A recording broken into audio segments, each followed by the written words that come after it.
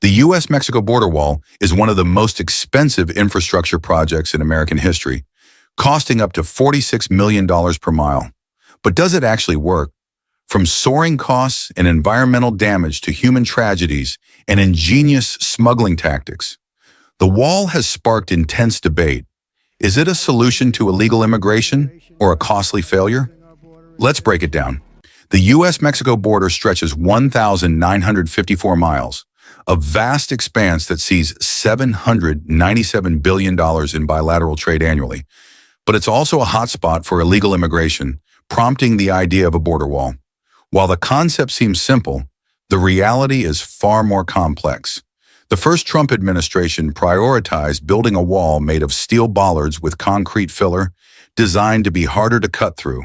But this came at a staggering cost, up to $20 million per mile, 5 times more than previous barriers. By January 2020, 373 of the 458 miles built were replacements of older, less effective fencing, not new construction. The expenses didn't stop at construction. Maintenance costs are estimated at $750 million annually, and acquiring land for the wall added millions more in legal fees. 2/3 of the border is privately owned or tribal land, requiring lengthy and costly legal processes under eminent domain. Native American tribes like the Tohono O'odham Nation have opposed the wall, citing damage to sacred sites, restricted access to water, and harm to endangered species. Environmental concerns are significant too. The Trump administration waived laws like the Endangered Species Act to speed up construction, threatening over 93 endangered species, including jaguars, Mexican wolves, and ocelots. Unique plant species and pollinators are also at risk, potentially disrupting entire ecosystems. But does the wall actually stop illegal crossings? While it's 30 feet high in some areas and difficult to climb, people have found ways around it. Smugglers use $5 ladders, power tools to cut through barriers, and elaborate tunnels.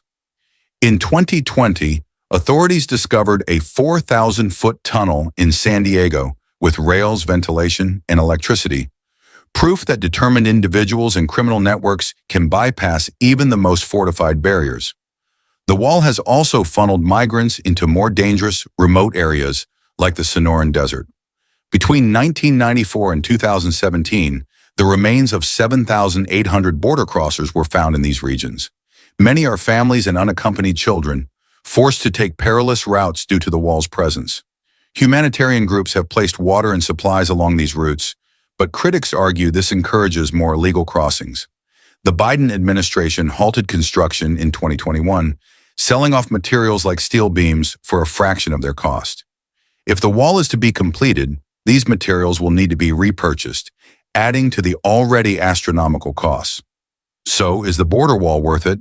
While it has made crossing more difficult, it hasn't stopped illegal immigration. Instead, it has led to soaring costs, environmental damage, and human suffering.